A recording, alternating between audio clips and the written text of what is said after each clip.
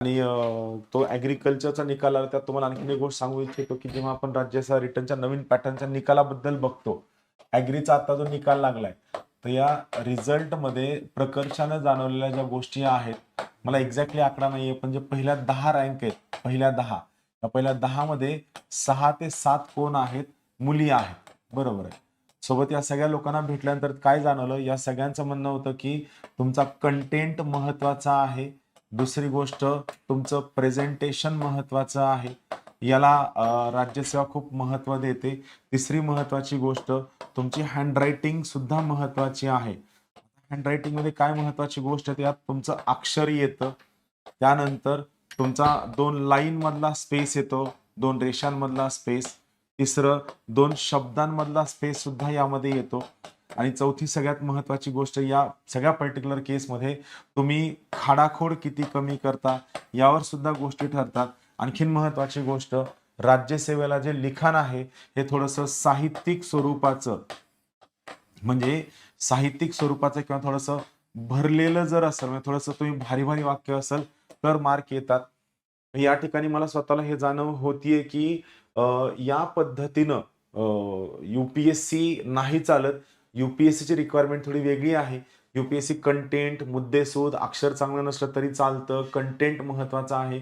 UPSC मध्ये तुमचं spacing चांगलं नसलं तरी चालतं, कंटेंट महत्वाचं. पण राज्यसेवा थोडं वेगळ्या टोन वरती आहे. सो तुम्हाला जे लोक आता येणाऱ्या परीक्षेसाठी जाणार आहेत, राज्यसेवा मेन्स साठी जाणार आहेत, त्या सगळ्यांनी लक्षात घ्या.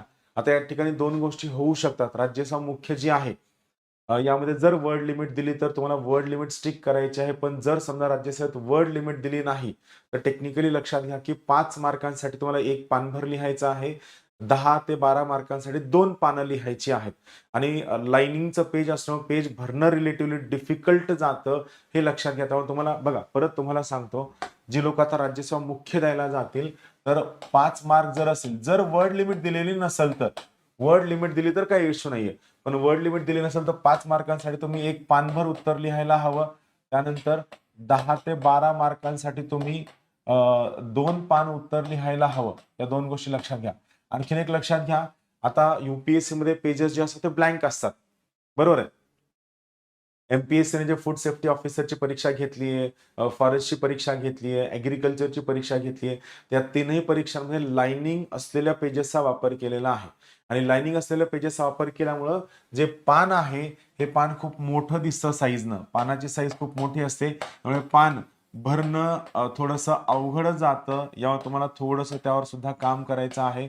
सो जर पेज भरणं अवघड जात असेल तर तुम्हाला तुमच्या अक्षरावर काम करावं लागणार आहे. सोबत तुमच्या रायटिंगच्या स्पीडवर सुद्धा तुम्हाला काम करावं लागणार आहे.